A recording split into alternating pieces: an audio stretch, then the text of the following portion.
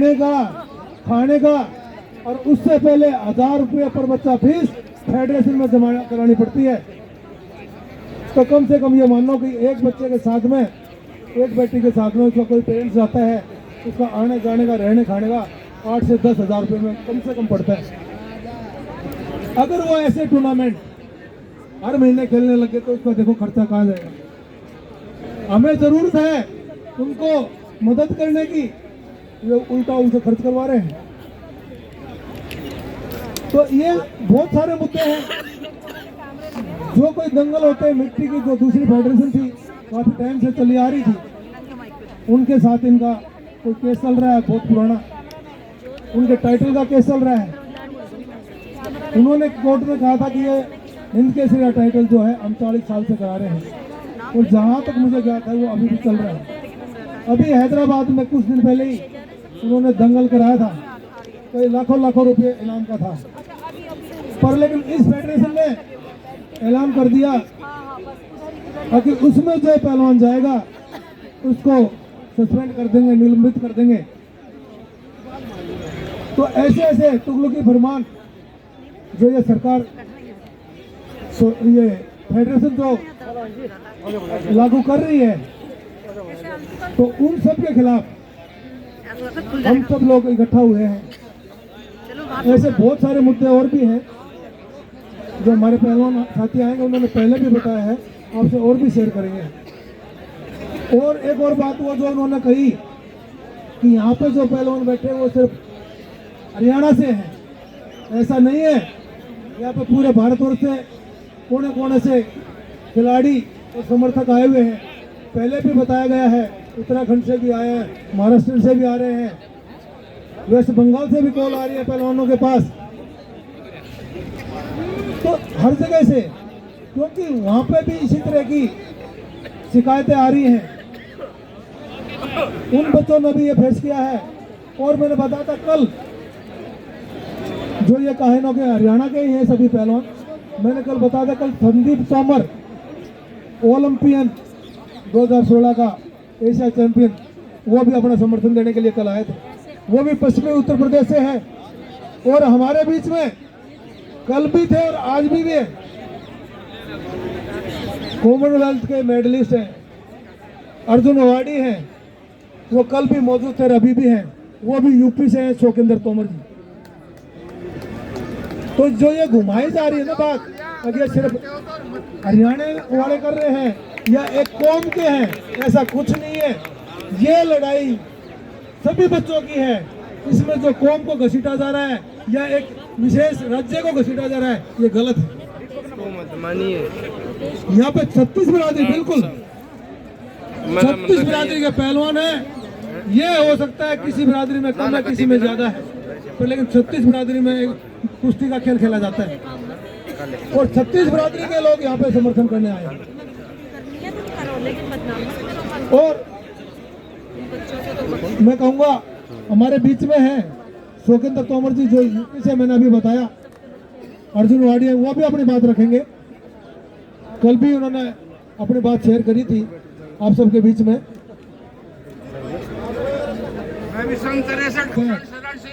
मैं कहना चाहूँगा अंकल जी, यहाँ पे जितने लोग बैठे हैं ये सभी ललकार रहे हैं। अगर उन्हें हिम्मत है तो आगे सामने करें। भाई एक ये जो पहलवानों की टीम है, दोबारा से 6 बजे खेल मंत्री ने दोबारा से बुलाया, 6 बजे मीटिंग होगी।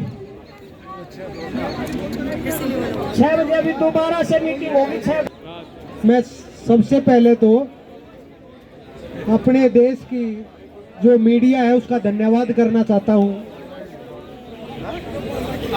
मैं बिना बोलने भी काम हो जाए आग्रह। तो सबसे पहले तो मैं मीडिया का धन्यवाद करता हूँ कि भाई आप लोगों ने इन पहलवानों की आवाज उठाई और 3 दिन हो गए और बड़ा अफसोस भी लगे कि भाई न्याय के लिए 3 दिन, और उनके लिए जो स्टार खिलाड़ी हैं, इस देश के पिछले एक डेढ़ साल पहले ही पूरा देश और पूरी मीडिया तिरंगा झंडा लेकर इनका सम्मान कर रही थी, और आज हम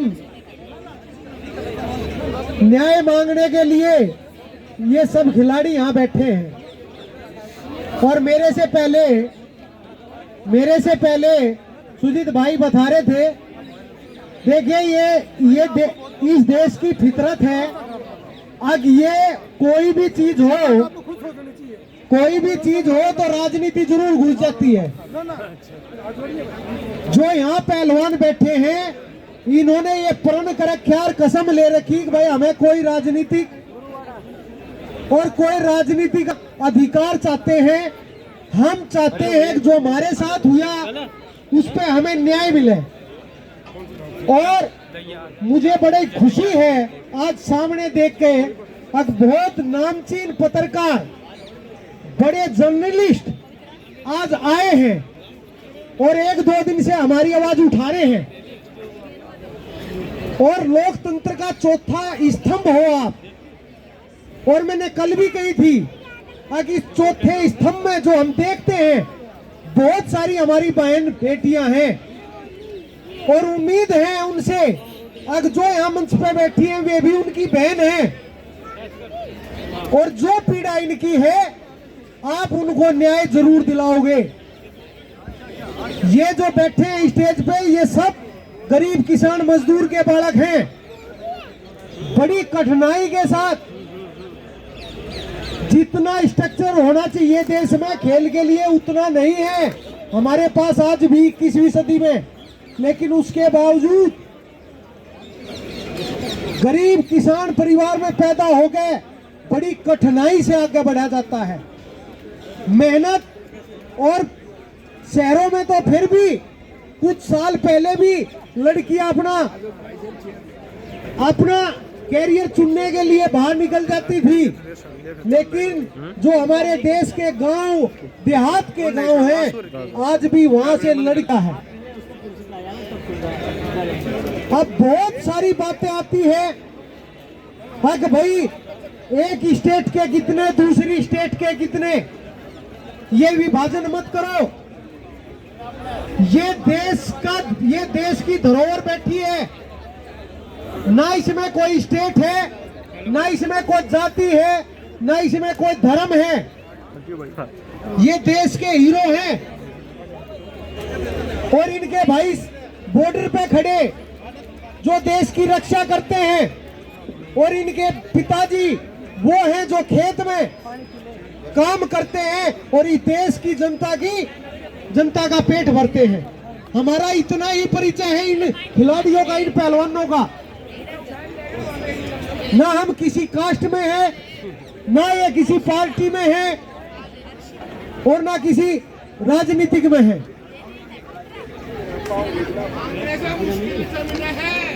आज मैं पूर्ण फिर मीडिया के साथी भाइयों का धन्यवाद करता हूं, और तमाम हर बिरादरी से अलग अलग खाप से समर्थन मिले हैं, उनका भी सबका धन्यवाद करता हूं। सामाजिक लोग हमारा सहयोग कर रहे हैं, उनका भी समर्थन धन्यवाद करता हूं। और फिर एक बार फिर देश की जो मीडिया है उसका हम तहे दिल से धन्यवाद करते हैं। और मैंने कल भी कहा था कि भाई हम तो पहलवान लोग हैं। साक्षी ने, अंशु ने, सभी ने ये कहा कि हम सच्चे हैं, हमारे पास प्रूफ है। और कमाल की बात ये देखिए, जो अध्यक्ष है वो ये कहे कि मैं भी ईमानदार हूं। कल विनेश ने कहा कि 2 मिनट मेरे सामने आकर आंख से आंख मिला ले तो मैं मान जाऊंगी। तो इससे बड़ा और क्या हो सकता है? इस देश में कभी आज तक किसी गुनाहगार ने ये कहा है कि मैंने गुनाह नहीं करा। हर गुनाहगार यही कहे है कि मैंने गुनाह नहीं करा। और इन पहलवानों की मांग क्या है? फेडरेशन को वो सरकार से ही सरकार से ही मांग करता है कि भाई मुझे न्याय मिले, तो सरकार से ही सभी पहलवानों को ये शुरू दिन से कह रहे हैं कि बस सरकार से हमें आशा है कि हमें न्याय मिले और जो गुनाहगार है उसे सजा मिले, और जो कुश्ती है ये देश का सबसे प्राचीन खेल है, सबसे प्राचीन खेल है। अब बहुत सारे लोग, अभी एक मीडिया का भाई मुझे बता रहा था कि लगा भाई साहब ये हरियाणा, पंजाब, पश्चिम उत्तर प्रदेश, राजस्थान, यहाँ ही ये रेसलिंग क्यों होती है। मैं भाई साहब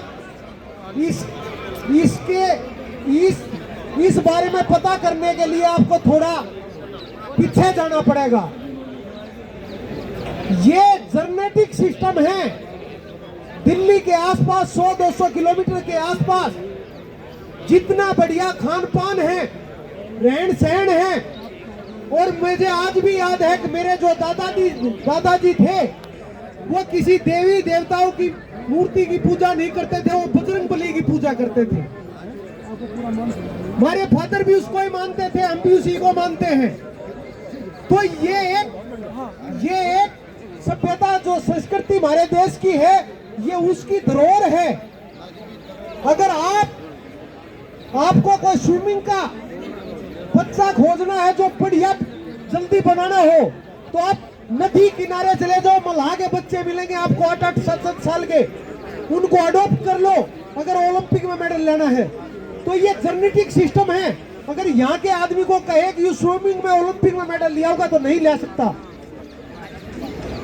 तो ये कुछ तथ्य हैं, तो इनमें बंटवारा मत कीजिए। ये देश है, ये देश एक मुट्ठी है। राजनीति में बंटवारे बहुत हो हैं, लेकिन हम ये कहते हैं कि भाई हम सभी के हैं, सभी हमारे हैं। ये जितने पहलवान बैठे हैं ये खाली एक ही मांग कर रहे हैं कि भाई जो बहन बेटी हमारी, जो बहन ओलंपिक में मेडल ले आई, एशियन गेम्स, कॉमन गेम्स में मेडल ले आई, जिसके पास नाम है, शोहरत है, वो आके यहाँ बैठ के ये कहेगी कि हमारे साथ शोषण हुआ है, और आप ये कहोगे कि 10 साल पहले क्यों नहीं बताया आपने। कमाल की बात है। तो आप लोगों से प्रार्थना है कि शांति बनाए रखें, और मीडिया के भाई बंधु हमारे